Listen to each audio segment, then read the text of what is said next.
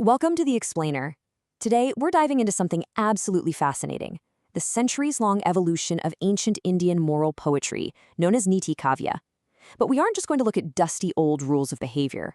We're going to trace how a literary tool that was originally designed to keep society orderly eventually morphed into a blazing instrument for social rebellion. It's a wild journey, so let's get right into it. So think about this for a second. We all suffer from decision fatigue, right? When life gets complicated, when politics get messy, or when you just don't know the right thing to do, who do you actually turn to? Today, maybe we look for a mentor or pick up a self-help book. But ancient India had a highly structured, incredibly poetic solution to this universal human problem. They had Niti. Section 1. What is Niti Karma, the guiding wisdom? The word Niti actually comes from the ancient Sanskrit root ni, which quite literally means to lead or to take forward. You know when your brain just feels completely clouded or frustrated by the chaos of daily life? Well, Niti is the wisdom designed to basically take you by the hand and lead you out of the dark. It wasn't just abstract, high-level philosophy. It was a practical roadmap for everything from how kings should govern states down to how everyday people should treat their neighbors. Moving on to Section 2, Poetry or Preaching, the Art of Rules. Now, there's always been this huge debate. Can moralizing rules actually be considered true art? Famous literary critics like the legendary Ramchandra Shukla and references all the way from Chambers' Encyclopedia have pointed out a really distinct difference between dry verse and true poetry. I mean, simply putting a rule into a rhyme doesn't make it art, right? True Niti Kavya, poetic Niti, really succeeds when it hides its instructions inside engaging allegories, powerful metaphors, and these beautifully crafted aphorisms known as suktis. It's kind of like hiding the medicine inside the honey. Section 3. Panchatantra to Hindi. Delivering wisdom. Ancient Indians knew that just lecturing people puts them to sleep, so they came up with a highly structured approach to delivering wisdom. They categorized Niti into 5 distinct styles. First, you had directives, which were just straightforward commands. Then, a softer approach with advice. Next were aphorisms, these dense, brilliant little one-liners. Then you had allegories, where the target isn't named directly, so nobody gets offended.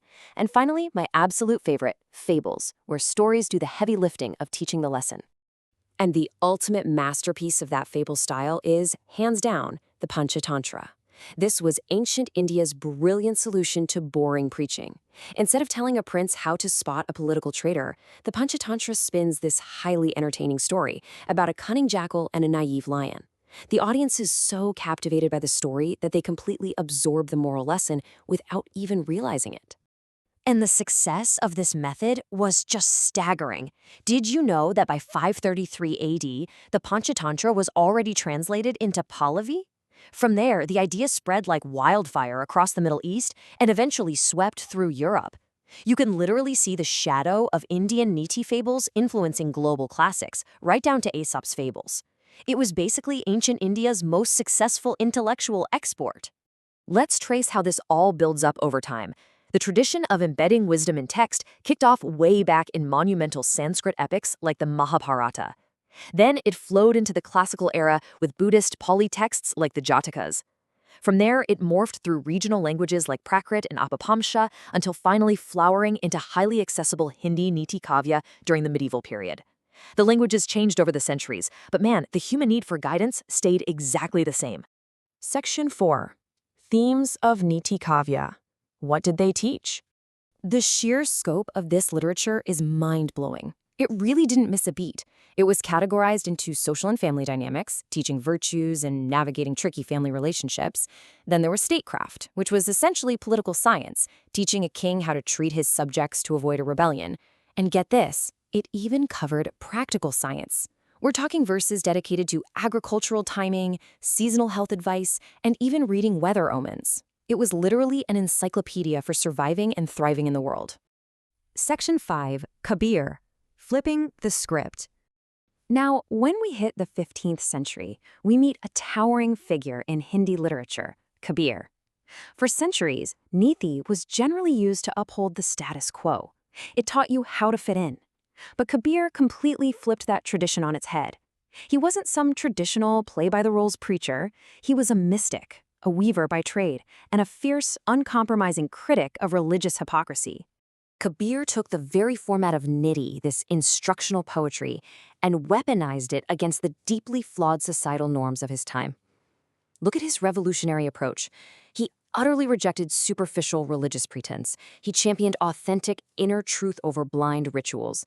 He fearlessly attacked the orthodoxies of both Hindus and Muslims alike. And philosophically, he made a massive shift by elevating the true teacher, the guru, to a status even higher than God himself. There's this famous doha, or couplet, that perfectly distills his philosophy. Guru Gobind dono khade, kake lagu paye. Balihare guru apne, jin Gobind diyo bataye.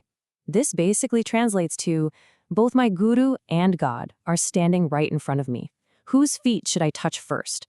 I bow to my guru, because it was he who showed me the path to God. So Kabir is boldly telling society that raw, authentic guidance is the absolute supreme virtue, way more important than any deity you blindly worship, without true understanding. And that ties brilliantly into his next major theme, Kasturi Kundali Base, Mrig Dhunde Banmahi. Here, he uses the stunning metaphor of the musk deer. The deer runs frantically all over the forest, desperately searching for this beautiful scent, completely oblivious that the musk is actually inside its own navel. Kabir uses this to tell us, hey, you are running to temples, to mosques, to forests, searching for divinity and morality, totally ignorant that the ultimate truth is sitting quietly within your own heart. The man had such a sharp wit, and he was not afraid to mock performative religion.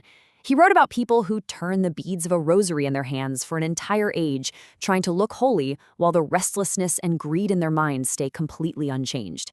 He basically urged people to throw away the wooden beads and start turning the beads of their own mind. Under Kabir, Niti-Kavya evolved from a polite manual on court behavior into a jarring, powerful tool for social awakening. Which brings us to the end of our explainer. I want to leave you with a thought. The whole journey of Niti shows us that humanity has always sought out guidance. But Kabir's rebellion demands that we look in the mirror. Are the rules we follow today truly making us better? Are we just blindly turning the metaphorical rosary beads of our modern societal norms? Or are we, finally, ready to stop running like that musk deer and start looking for the truth within ourselves? Think about it. Thank you so much for exploring this fascinating slice of literary history with me today.